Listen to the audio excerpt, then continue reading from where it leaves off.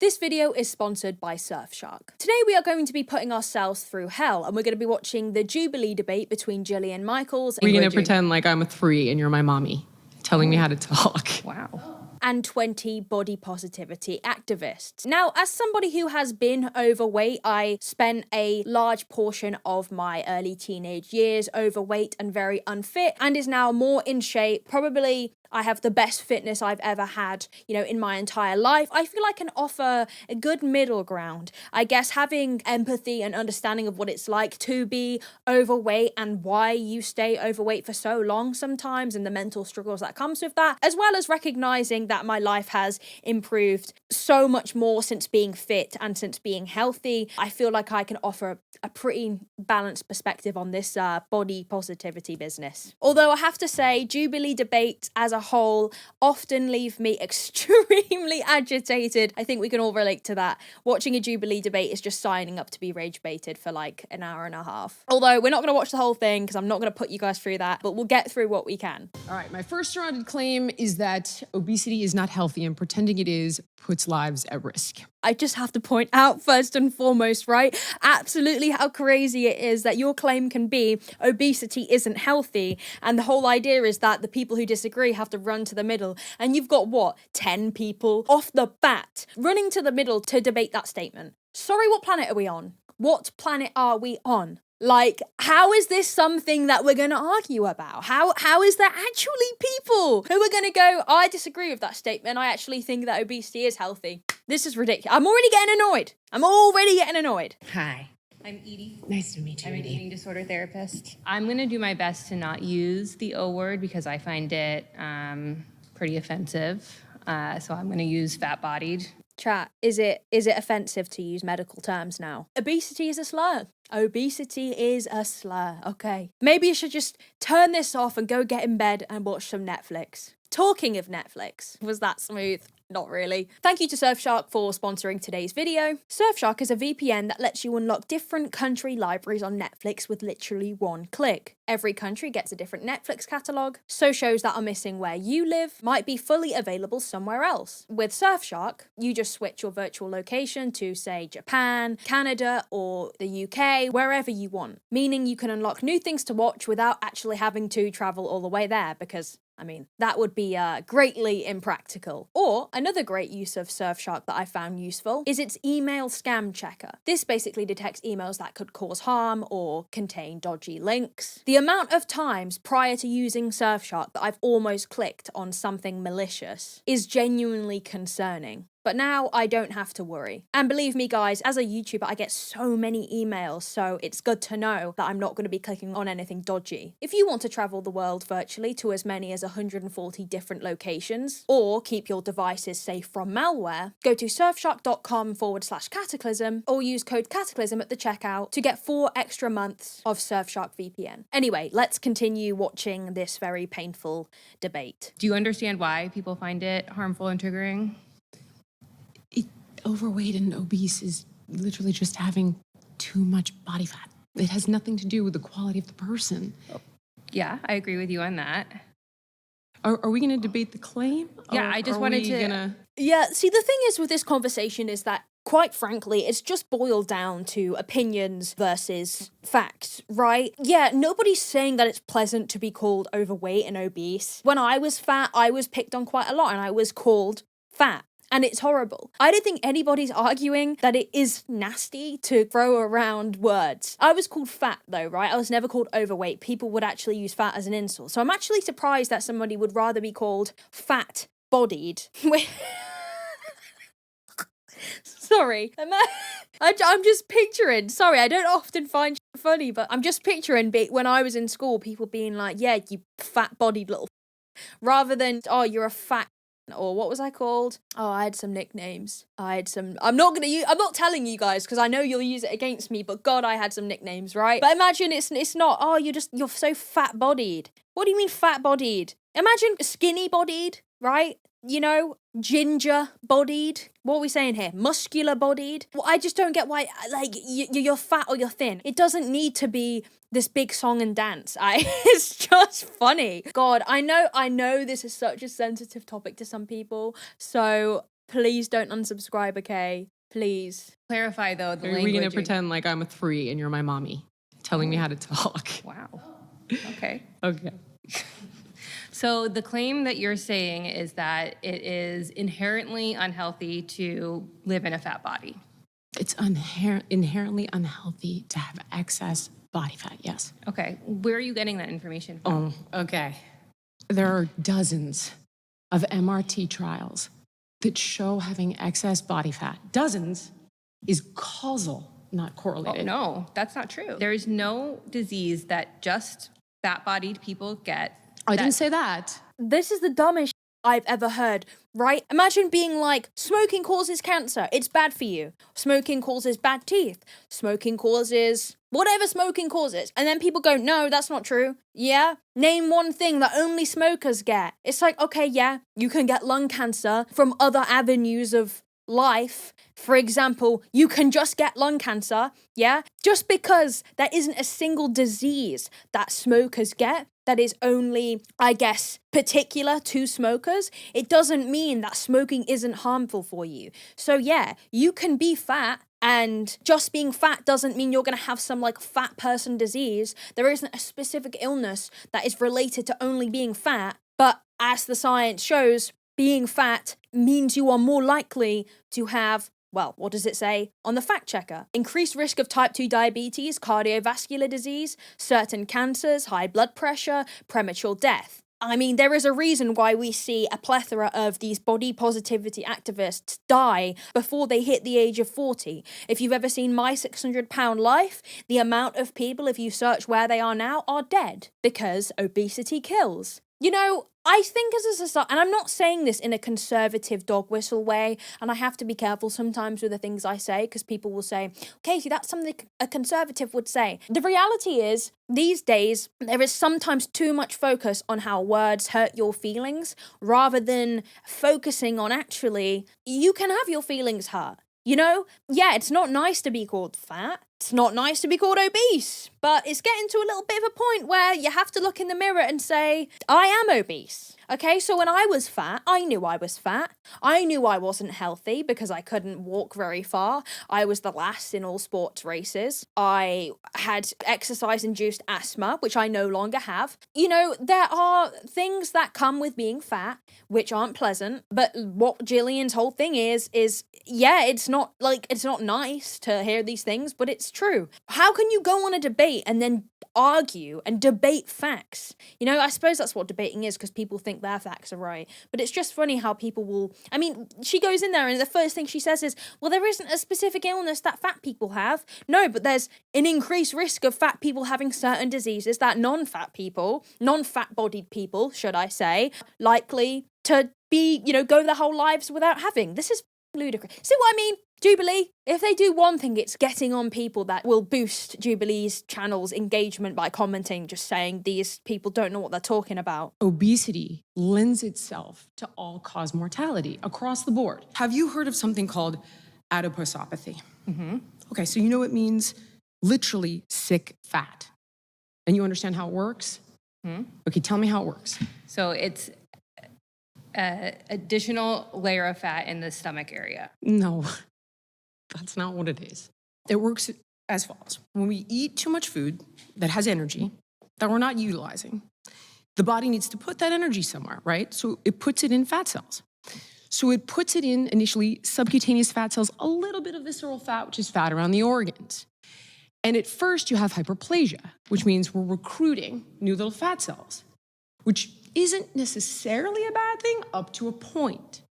Now, the issue is that once you can no longer recruit more fat cells, right, you get hypertrophy. See, this is funny at this point because this woman, Jillian, like, just FYI, I know there is some people out there that really don't like this woman.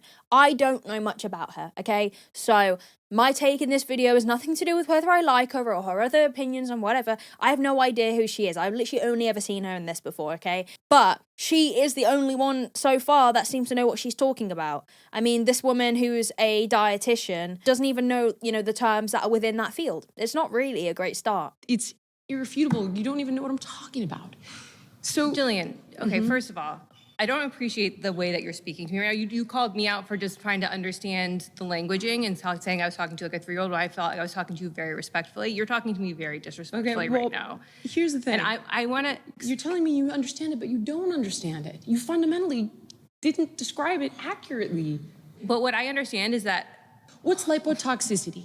I don't want to talk about... I am not... Okay, here, I'm going to say this straight out. I am not a medical doctor, okay? If you are not a medical doctor or you don't understand the field in which you are debating, I don't think you should be in a position to be giving people fitness life advice. This isn't good. These are the types of people we've got overweight people struggling with their eating going to. Types of people that don't even know what they're talking about. I mean, that's such a big issue within the medical field. Self-professed dietitians, self-proclaimed fitness, experts, people who know nutrition, nutritionists who have never been to a school where you learn about that stuff. It's just painful to know that this is where, especially with America dealing with such high obesity issues, these are the types of people we've got with people who are struggling with their weight going to. It's not good. So I'm not going to talk to you about medical diagnosis because that's outside my scope, and I'm fully willing. Hey, I'm fully willing to be wrong. What I am here to talk to you about is the fact that people in fat bodies are irreparably harmed going into the medical system every single day because of the term, the O word. Okay, but that wasn't the claim. The claim was that obesity is inherently unhealthy. I mean, she does have a point, okay? You see, I think I'm really fair with stuff like this because although I don't think that, fully accepting yourself at life-threatening size, either side of the spectrum is healthy. I also don't think it's healthy, though, to hate yourself, particularly. And I also do believe that there is definitely, undoubtedly, fat phobia within the medical industry. So, for example, you go into the doctors with an issue, you're probably likely to be overlooked. Say there is an issue within one of your organs, right? And it is genuinely not obesity related. You are likely to be told to lose weight as a starter precaution. And therefore, there is a chance that your illness might be overlooked because it's easy just to put things down to weight. I will acknowledge that. So, for example, when I recently went to the doctors a few months ago about my fatigue, they actually, they didn't have anything to pinpoint that on. So they ended up telling me that I should go to the gym less. Okay, for context, I do weightlifting,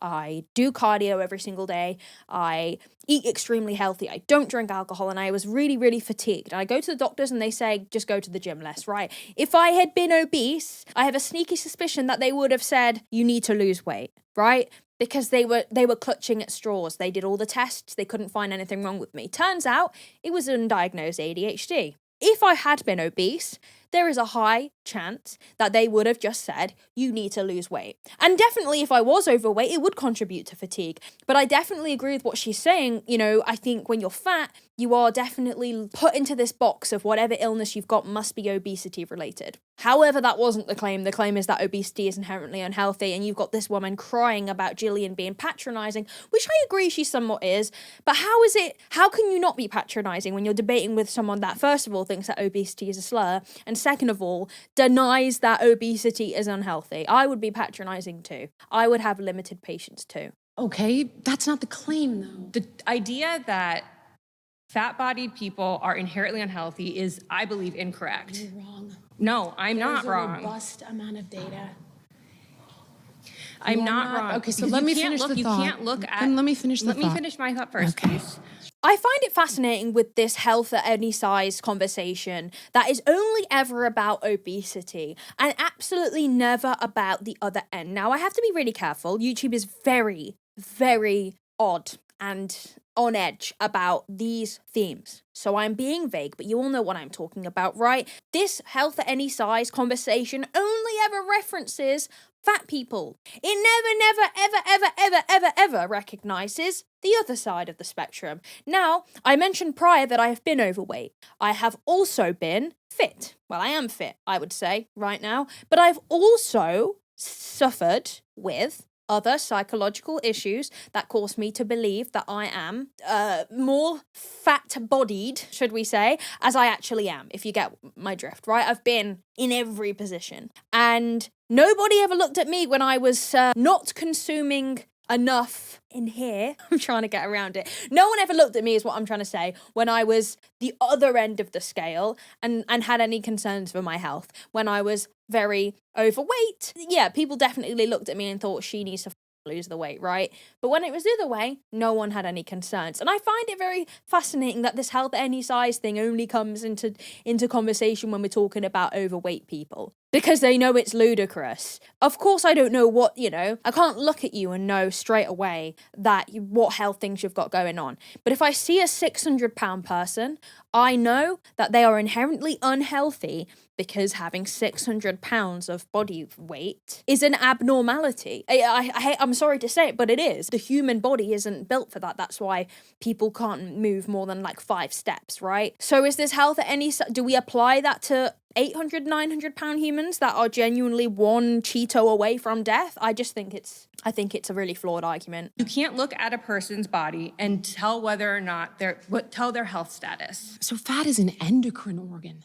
When it overgrows, it does wreak havoc in the body. I didn't finish telling you what happens. So when the oxygen can't get to those fat cells, they'll die. I love how the people in the crowd are shaking their head. And also, I'm about to make another observation from the 20 body positive activists. The majority of them are fat-bodied, should we say, right? So it's very difficult, I guess, to see this from any other perspective other than what Jillian is claiming, which is there is this level of, I guess, I don't want to say delusion because that sounds mean, there is this level of denial, I think is more appropriate. Because I noticed that it is primarily bigger people talking about this. And I think that's why I struggle to grapple with it, because, of course, when I was bigger, I knew I was bigger. I didn't enjoy it. I also really struggled to stick to, diets and stuff. So it is a difficult one. I just think when you are that big, I think you do live in survival mode of saying, it's fine, because you don't want to accept the reality that you're in. That was what it was like for me, until I got to a point in my life where I was like, I can't do this anymore. I'm not very healthy. This isn't great. No matter how much my family tell me that, you're beautiful, you're what, it doesn't matter what people would say to me to make me feel better. I knew in my head, in my heart, in my soul, that the fitness level I was at, the body fat percentage I had, was not sustainable in my teenage years. I should be the healthiest, really, in my young teenage years into my 20s. And being this size that I wasn't serving me, wasn't making me healthy. So it's interesting, when I see, I guess what I'm trying to say is Jillian is a fitness trainer who is very clearly in shape versus 20 people who aren't in shape. It's obviously a bit of a difficult one because there's biases on both ends. And then the immune system starts dumping macrophages in to try to clean it up. But do you know what's even more unhealthy is weight cycling? And as we talked about earlier, only except for your people who claim. If you want to talk about that claim, we can. The claim is... So then what are you supposed to do, though? So let's say this person is in a fat body and they are inherently unhealthy, right? We're telling they're unhealthy because they're in this fat body. We act like you're born overweight. You're not born that way, right? Just to clarify, because I got comments last time I spoke about fat people, I'm not being harsh, right? I'm not trying to be comedic about this. I'm not trying to, again, as a former fat person, I've spoke about this before. Shame does not help the position that you're in and does not encourage you to take action for your health. It doesn't. People say, tough love, bullying helps, but it doesn't help. In fact, it adds to the cycle. So for me, I'd get bullied at school, I'd come home, I'd cry, my comfort was food. So you see the cycle goes. Yeah, so I don't want people to think that I'm being harsh or I'm being unsympathetic. And I also recognize some people that are genetic factors in play. Birth control, for example, that can affect, your appetite. But, the point still stands that for the majority of, unless you somehow are defying science, thermodynamics works in a way that it is quite literally what you eat versus how much you move. Obviously, there is so much discourse online where people deny this. You can't deny science, all right? You just can't. It's like the people that say, I've tried a calorie deficit and it doesn't work. Unfortunately, that's not true unless you are literally some form of science denier. Often people don't realize that they're not actually in a deficit, or they're not in a good enough deficit for their height, stuff like that. And again, this is somebody who has yo-yo dieted her whole life and has only just in the last 3 years found a balance. I'm trying to be as empathetic and really look back into the past and how I felt when it comes to talking about this, because I don't want to see any comments saying it's easy for you to, you know, I've been there, and I'm also not one of those people who used to be overweight who then gets skinny and then starts shading obese people for being obese, because I've been there. I was a former fatty. I've had the struggles. The point is, denial and arguing with science isn't going to help anybody. It is my final say on that. Weight loss fails 95 to 98% of the time. So what Tell is me the... why, though? I mean, from my own experience, that's usually because the lifestyle changes that you've made aren't sustainable long term. So usually eating way too little ends in eating way over what you usually eat. I'm trying to avoid keywords that will flag. Or, you know, overly exercising and then realizing that's also not sustainable. That's why a lot of the time it's not sustainable. It's a lifestyle change when it comes to changing your fitness and your health. It isn't a short-term diet. It's a lifestyle change. And I know people in my like around me, I know people in real life who have also yo-yo dieted, and I get so frustrated because I know why they're failing every time. It's because they're treating it as a diet and not as a lifestyle change. If you're looking to lose weight, this is genuine advice to people. It's a lifestyle change. It is not a temporary solution. You move forward and you decide that you want to put your health first, your fitness first, and your life changes. It's not like, oh, I'll do this for 6 months and then go, no, because then it isn't going to be successful. I have lived in a fat body for as long as I can remember. Mm-hmm. And I've known very many fat people. And I don't think any of us, the people that I know, I can only speak to the people that I know, I don't think any of us are pretending that we're okay with it. I mean, that's definitely not true. From what I've seen anyway, a lot of body positivity activists are very much trying to say, literally the woman before said that, like, it's not an unhealthy thing, which implies that there are many people that say they're fine with it. Because, if what this woman is saying is true, and that actually body positivity is about accepting your body at every point, I agree with that. My whole thing about this body positivity thing anyway is that it shouldn't necessarily be body positivity, and it should be body neutrality. Is that a word? I guess. Because I don't think that putting much pressure or much emphasis on your appearance full stop is healthy, or, your appearance is the least interesting thing about you. I think be healthy, lift weights, be fit, do cardio, and if you're doing all of those things and eat the correct amount that human beings are meant to eat, then who cares what you look like? I get the body positivity thing, I understand it, and I just think the biggest thing is accepting yourself, or not hating yourself at every point, I think is the best thing. I don't even think accepting is the best term, because I think when you come to accepting yourself, there's no real reason, there's no real urge to change, right? But I think not hating yourself, not being like absolutely vile to yourself, because as I said before, I don't believe that negative self-talk actually helps you in pursuit of a healthier lifestyle personally. So I think if everyone was about that, I would be so supportive of that. But personally, I don't believe that's what the majority of people who are body positivity activists are all about. That's why they're all overweight. And it isn't ever about like different sizes. It's always overweight people rather than just different like body types, So I think that's why it's concerning to me then when people say like, oh, it's not about accepting yourself, because she just said like, I don't think we're all okay with it, but I disagree. There are loads of people who are like at the point in their life where they need to make a change and they're not, and they're just accepting of that. Because if you hide under this cloak of, well, I just feel healthy like this, if you feel like healthy, that's not the same as being healthy. Does that make sense? I live with autoimmune disorders. I live with chronic illness, and I'm also neurodivergent. And the body positivity movement has made it so that I can tolerate this life. I can find ways to thrive, even still. I'm neurodivergent and I struggle with eating because of dopamine. But I'm sorry, this is just like copious levels of cope. But I'm not pretending that this doesn't bother me. And by bother, I mean that it doesn't hurt to carry my weight. I'm willing to concede with you that carrying around extra weight is harder. It is. But it must be done.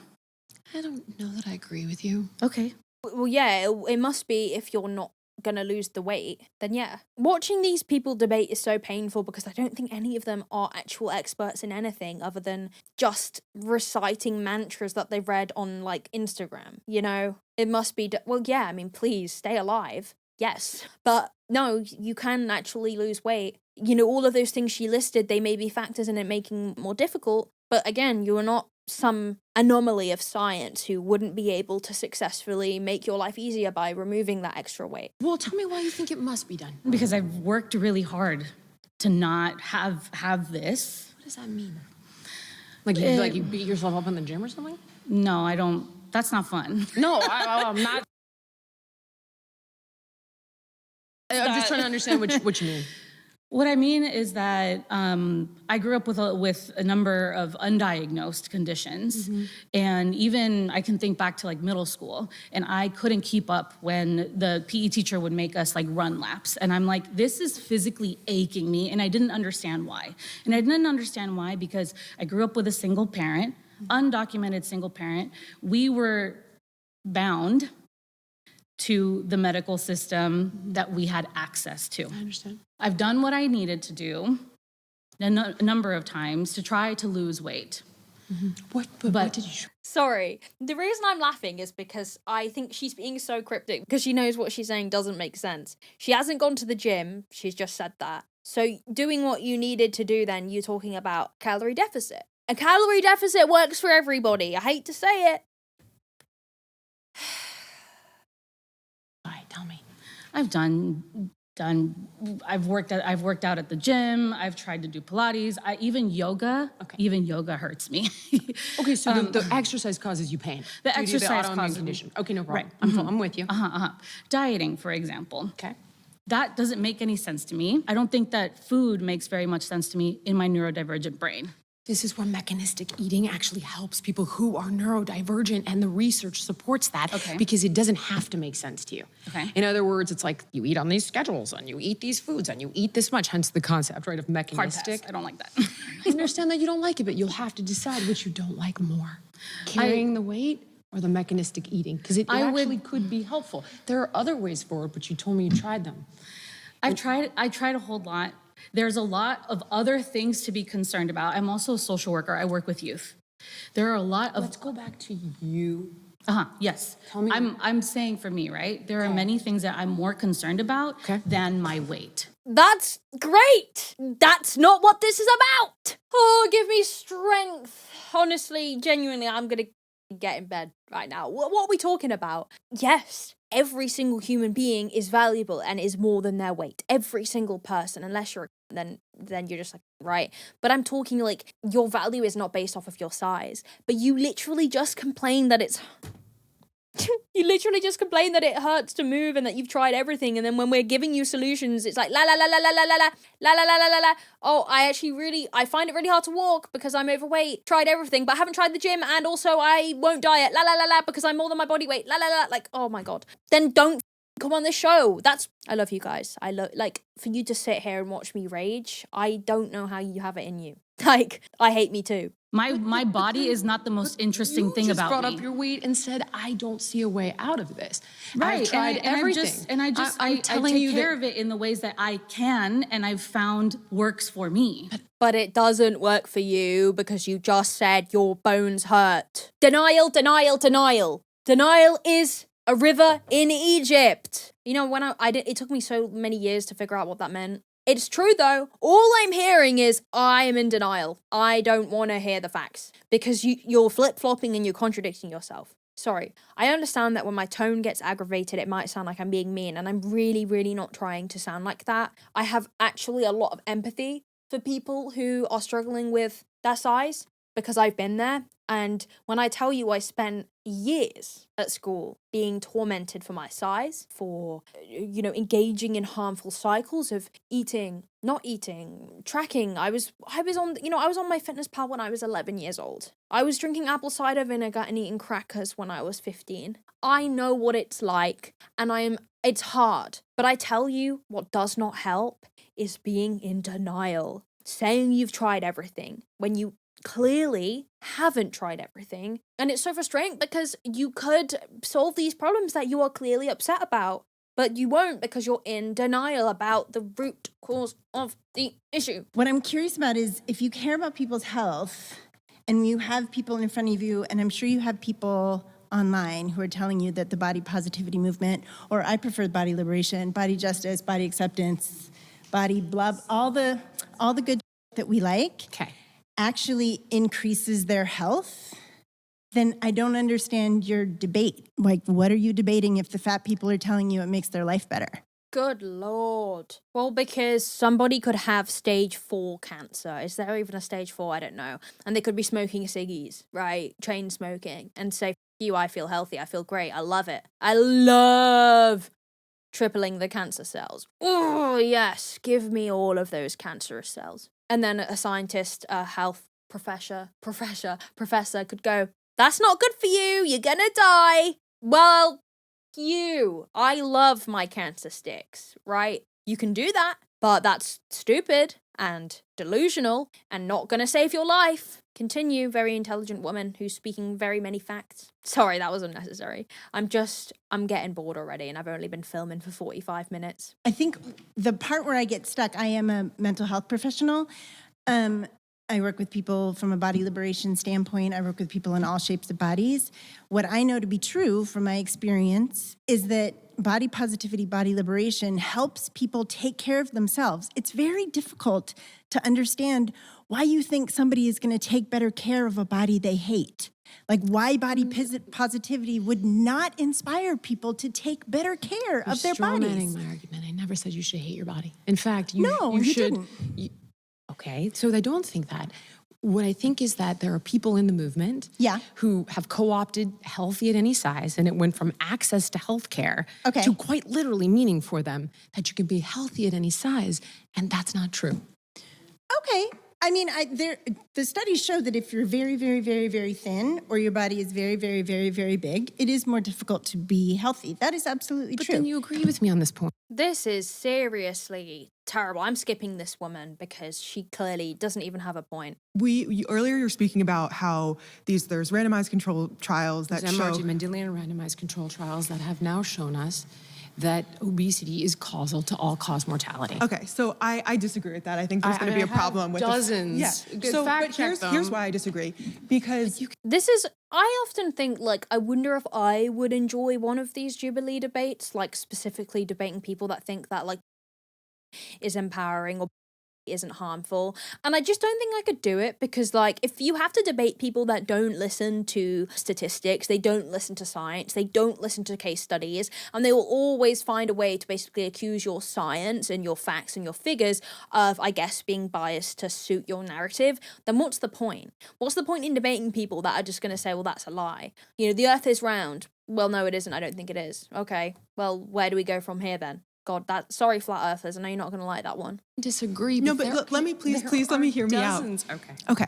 So the reason why is because registered dietitian, school for 6 years, studying nutrition, weights, all the stuff, and we can't keep. Lipotoxicity is. It doesn't come up in my curriculum because it's... Okay, also I want to say, I know earlier I said hardly any of these people actually have any, like, background in what they're talking about, but I also know that there are even people that are registered dietitians who still should not be registered dietitians. Like, what they did, like, the course they did is just, like, nonsensical. Like, I've seen this as a big narrative online, people talking about how there are people who are registered dietitians and they shouldn't be. I've been on a diet since I was like 6. Okay. You've talked a lot about trauma, being molested, parents, this and that. Yes. I've heard of someone mention the BMI. I've heard people use the word obese. Okay.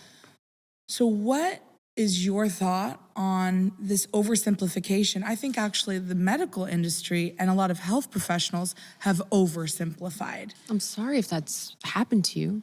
I think you're seeing the wrong people. I know a lot of really good people. But that's also privilege. Of course you know a lot of good people. You're a rich white woman who's been on television.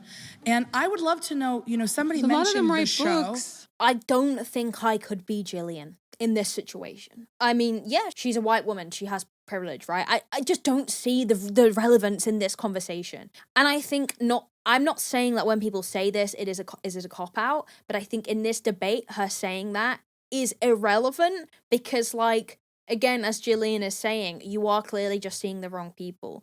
And I think you are, or you're being given the wrong medical advice, especially if you have been doing diets since you were 6 years old. I do think you're seeing the wrong people because that's sad, actually. I'm just not going to comment on that. I've read a lot of diet books, Jillian. Not a diet book. Or whatever. What kind of book? A self-help book? Well, I mean, if you're struggling with an eating disorder and you're telling me I have no access to Well, how do any I know if I'm expert. struggling with an eating disorder? Where does genetics play into all of this? Do you want to take on genetics? We can. Go ahead. Are you a scientist? Do you think you have to be a scientist to understand No, but the I way haven't heard genetics one work? comment about where do genetics Well, play that's in. that's not the claim. If you want to get into genetics and Repeat obesity, the claim again. First of all, obesity is a very outdated term. It's based on the BMI. No, obesity isn't based off of I understand that there's a lot of negative talk around BMI, and I agree it's outdated. So, for example, when I weigh myself, it says that I'm overweight. I weigh quite a lot for my height because I work out every day and I have a lot of muscle, well, a good amount of muscle mass. So when I weigh myself, it says I'm overweight. The BMI scale is definitely outdated and not helpful, especially for bodybuilders or tall people. There's so many factors that mean that BMI is outdated, but obesity does not equal BMI. Obesity just means excess body fat. You can be offended by that. It doesn't change the fact that that's the word. Is based on white men actually- in this. Come on, Jillian. You could be single-handedly responsible for updating the BMI. Okay, but we also have waist to hip, and we have DEXA, and we have MRI. Yeah, but let's be honest. So what are the BMI, MRI, meaning you like don't the even- machine most fat people don't even fit in? You have DEXA, and you I've have never waist heard to of that, hip. girl. What's a DEXA? DEXA These scan. are normal people. DEXA is a body fat. It's like a scan thing. I looked into it because I'm really seriously into bodybuilding and stuff. I'm really interested in it.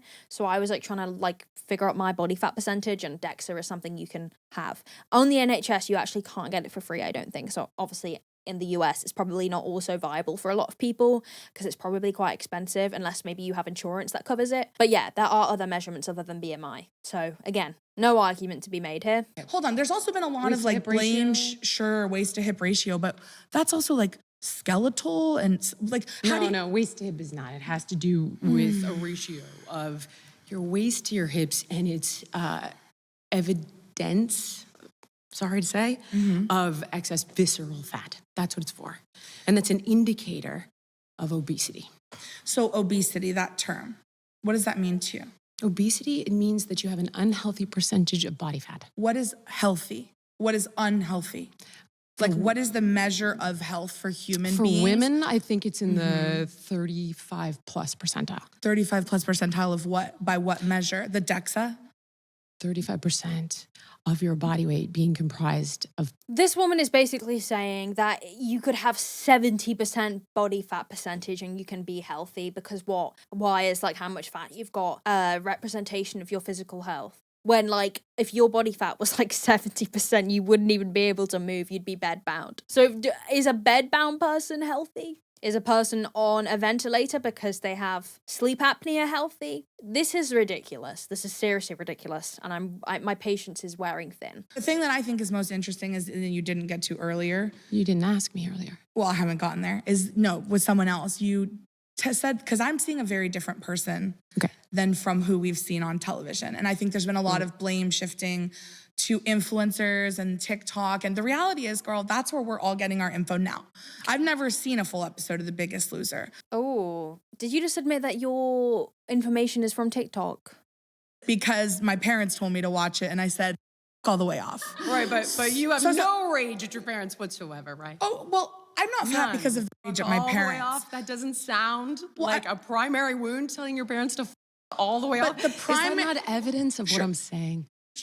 Totally. Primary wound plus genetics plus whatever choices I make in my life. Plus the choices, heavy on the choices. Heavy on choices. It's not plus choices. The choices are quite literally the main factor of the position that you are now in. What? Can I ask you something? Pick the argument we want to have. Do you want to have a debate? I want to hear who discuss you are on the genetics? show, who that person is and was. Okay. And who this person is now, because I'm Same seeing person. It's not at all. Can I say something? You just told me you never watched an episode of Biggest Oh, but Loser. I've seen TikTok clips. I saw the doc. So now we're not even debating the actual debate. We're talking about how she doesn't like Jillian. That's as far as her argument can go. Okay. Okay, guys, I'm going to leave it there because personally, I actually don't think there's much else. Oh, the marks where my glasses have been. I'm going to put them back on because that's not looking good. I don't think there's much else to really watch that I can give good commentary to. So I'm sorry if it's been cut short and you wanted more. But thank you very much for watching, guys. If you did enjoy this video, please like because it makes me feel good inside. And subscribe because there's plenty more where that came from. I hate myself. And also just another thank you to Surfshark for sponsoring this video. Guys, I will see you in the next one.